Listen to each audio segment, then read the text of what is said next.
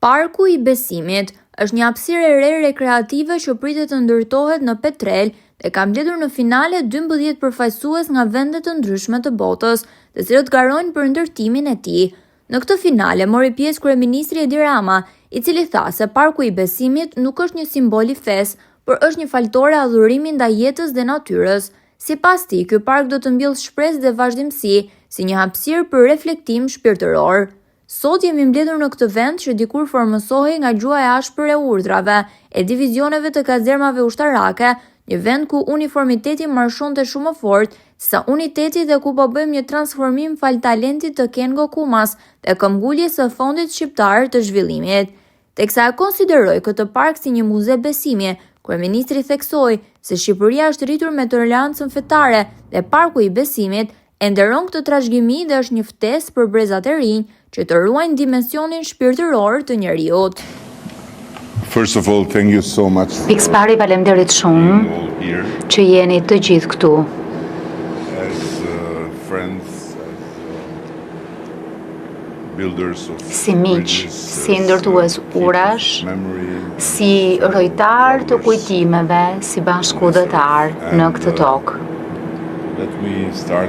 Më lejoni ta nis duke thënë se për mua personalisht është një moment fantastik, sepse qysh prej shumë kohësh kam kopra që flas e që pres me padurim që kjo nismë të gjej hapësirë e të nis të gjalloj. Sot jemi mbledhur në këtë vend që dikur formësohej nga gjua e ashpër e urdhrave e divizioneve të kazermave ushtarake, një vend ku uniformiteti marshonte shumë më fort se sa uniteti dhe ku po bëjmë një transformim fal talentit të Kengo Kumas dhe këmbënguljes së Fondit Shqiptar të Zhvillimit. Me shpresë së shpejti do të kemi mundësi që ta hapim ta çelim këtë hapësirë për një qëllim krejt të ndryshëm e për aktivitete krejt të tjera për njerëz krijues të talentuar e për çdo që na viziton e kërkon hapësirë. Por më shumë se kaq,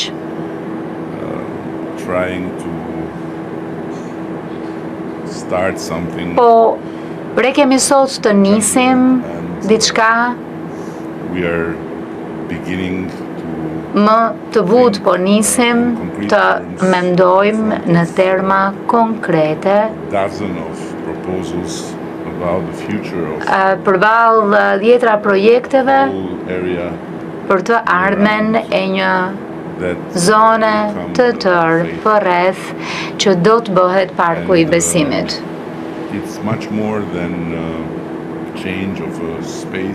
Ky është shumë më tepër se sa ndryshimi një hapësire.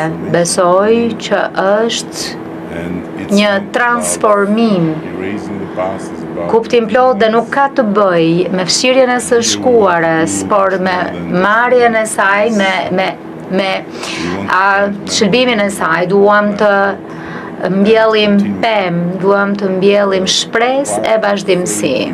Parku i Besimit nuk është simbol i fesë, krejt tjetër është një faltore adhurimi që nuk bën pyetje se në çfarë besoni, vetëm ju fton të vini, të mrekulloheni tek qëndresa e heshtur e pemëve të fikut, të vini re formën e pemëve të ullirit në erë dhe të kuptoni atë çfarë kuptuan paraardhësit tanë që zhvillimi nuk ishte vetëm thjesht një sfond, ishte në fakt words from the script. Shkrim i shenjtë. Dhe në fakt dua që t'ju them diçka nga ato. Ku thot Zoti mbolli kopshtin e Idenit në lindje dhe pastaj vendosi njeriu.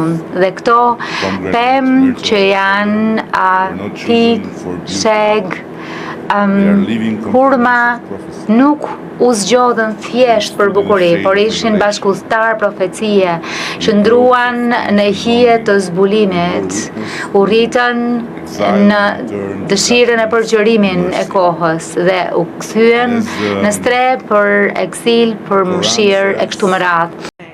Ushqimi këtu do të jetë një mrekulli në vetvete, por mund të jetë edhe një hapësirë ku mund të kemi dasma. Qendra e mirëqenies do të jetë në anën e Petrelës dhe me synim, jo vetëm që të tregoj parkun e besimit, por edhe ekonominë e këtij fshati. Dhe ndërtesa kryesore ndodhet në anën e një strukture tashmë të braktisur. Ndërsa spaja, qendra e mirëqenies, ka edhe një auditor me 500 vende, duke kuptuar kështu dhe infrastrukturën në vetvete. Të gjitha këto janë bërë pjesë e natyrës nga shkëmbi i këtij mali. Kabinat janë në thojza të zhytura në anën, në shpatin e këtij mali. I gjithë projekti është thellësisht i rrënjosur në peizazh. Arkitekti, historia, gjithçka është një e vetme. Po tashmë kemi një artist peizazhi që do të na shpjegojë pak më shumë. Po, faleminderit.